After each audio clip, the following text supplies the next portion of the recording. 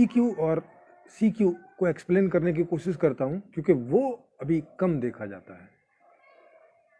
क्यों कम देखा जाता है? क्योंकि शिक्षा में भी उस तरह की बात नहीं है, तो जब तक अगर वो बात हमारे सामने नहीं आएगी तो उस ढंग से हम कभी देखने की कोशिश ही नहीं करते हैं।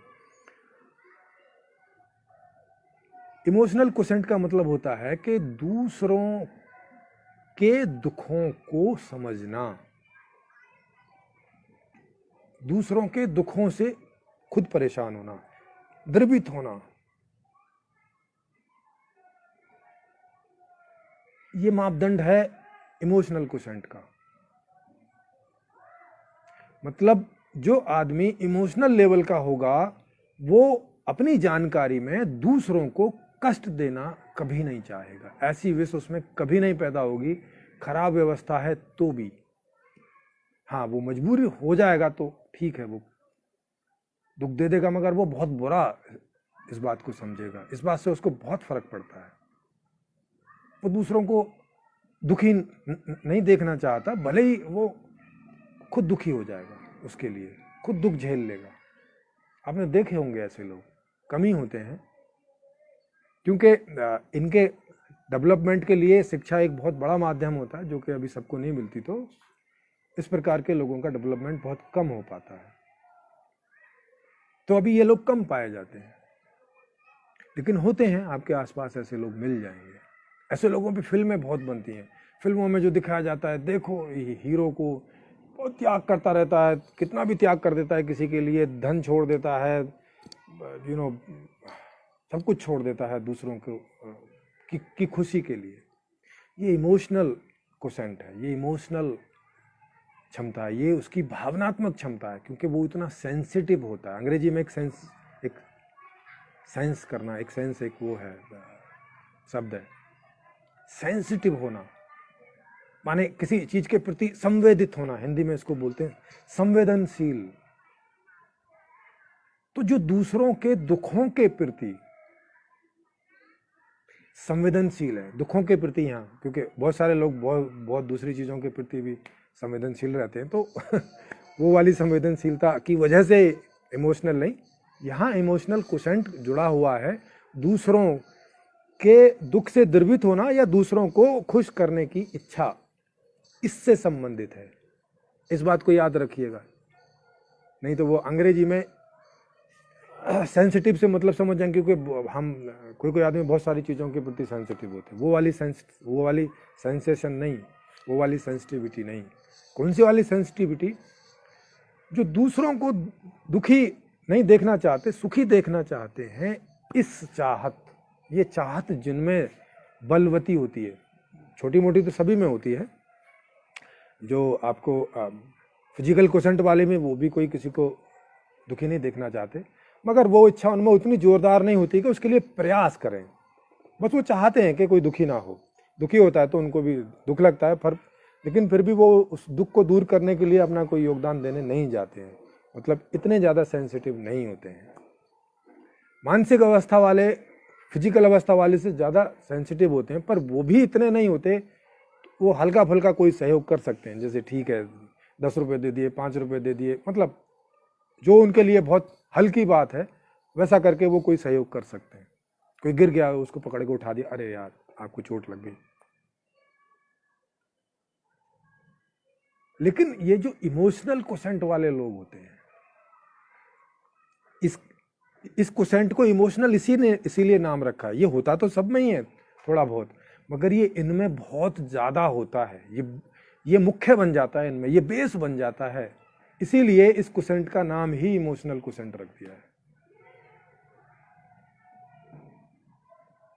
कि ये आदमी दूसरों के दुख, और यहाँ दूसरे से मतलब थोड़ा फैमिली से बाहर की बात कर रहा हूँ मैं। फैमिली में जो उतने संवेदित होते हैं वो मानसिक स्तर के लोग भी होते हैं कि जो उनसे फैमिली के रिलेशन में जुड़े हुए हैं, माने बेटा है, बेटी है, माँ बाप हैं, तो और ये अड़ोसी पड़ोसी हैं, तो उतनी संवेदनशीलता मानसिक स्तर के आदमी में भी होती है।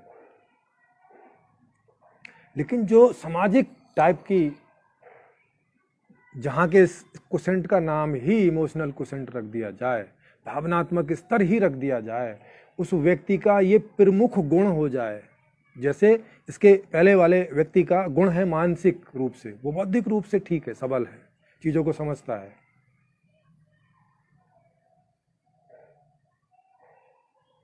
तो वहां पे वो उसका मुख्य गुण है, तो वो वहां मानसिक स्तर का। पीक्यू वाला उसका बस यही मुख्य गुण है, इसीलिए वहां पीक्यू क्वोशेंट रखा है। तो जो दूसरों के दुख से परेशान हो जाता है और दूसरों के सुख से सुखी होता है, उसको अच्छा लगता है। जब वो दूसरों को सुखी देखता है तो उसका जीवन जो है बस बल्ले बल्ले हो जाता है। माने उसको अपना दुख भी हो तो वो उतना दुखी नहीं करता, या अपना सुख उतना सुखी नहीं करता उसको, जितना दूसरों का दुख और सुख सुखी करता है और दुखी करता है। ये जो क्वोशेंट है या ये जो आदमी है, ये भावनात्मक स्तर का कहलाता है। और इनको उस तरह के जॉब होते हैं, जैसे आप अभी आजकल में आप देखेंगे कि जो प्रशासनिक जितने भी जॉब हैं वो सब इन लोगों के लिए रहते हैं। क्यों रहते हैं? क्योंकि उसमें यही देखभाल करना होता है कि सिस्टम कैसे काम कर रहा है, कौन लोग सुखी हैं, कहीं कोई दुख तो नहीं है, किसी को कोई परेशानी तो नहीं हो रही है। और ये लोग भ्रष्टाचार नहीं करते कभी। अभी भी आपको ऐसे इक्का दुक्का लोग ऐसे मिल जाएंगे जो ईमानदार टाइप के हैं कि चारों तरफ सब लोग भ्रष्टाचार कर रहे हैं, मगर वो वहाँ उतने उसमें भी कि उनको अवेलेबल है भ्रष्टाचार करना, मगर वो नहीं करते। और जितना भी संभव हो पाता है वो हेल्प करने की कोशिश करते हैं, उस चीज़ को करने की। कई बार उसमें खुद मारे भी जाते हैं, मगर फिर भी वो करते हैं। और ऐसे ही लोगों की वजह से आप देखते हैं कि कई बार ऐसे ऐसे केस ओपन हो जाते हैं, मीडिया में चले जाते हैं कि वो दबते नहीं बड़े बड़े क्रिमिनल्स की बाबत। नहीं तो उतना डर और उतने भय में कौन आदमी उनके खिलाफ जाता है। तो ऐसे कुछ लोग होते हैं जो इमोशनल लेवल के लोग रहते हैं, वो दूसरों का दुख नहीं देख पाते, उससे बहुत दुखी हो जाते हैं।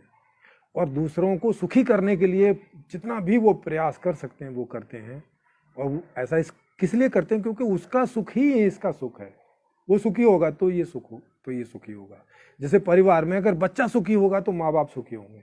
बच्चा अगर दुखी है तो माँ बाप के पास चाहे जितना मर्जी कंफर्ट है, चाहे जितने मर्जी धन दौलत है, उनकी वाट लग जाती है। मतलब अगर किसी वजह से बच्चा परेशान हो गया, क्योंकि अब जान भी नहीं पा रहे हैं, क्योंकि वो बताता भी नहीं है कि भाई उसको दर्द है क्या है, उसको लेके भागते हैं। और जब तक वो उसको राहत नहीं हो जाती तब तक माँ बाप की या घर के दूसरे सदस्यों की हालत बुरी हो जाती है। तो उस बच्चे का सुख ही इन माता पिता का सुख है, और उस बच्चे का दुख ही इन माता पिता का दुख है। उसी प्रकार से जिस इमोशनल क्वोशेंट की बात कर रहा हूं, वो बाहर दूसरे लोगों के लिए हो जाता है किसी के अंदर, तो वो व्यक्ति इमोशनल क्वोशेंट का कहलाता है।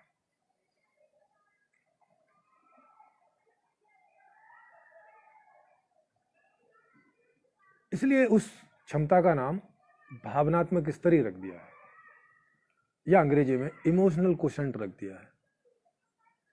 तो उसके उस प्रकार के जॉब हैं।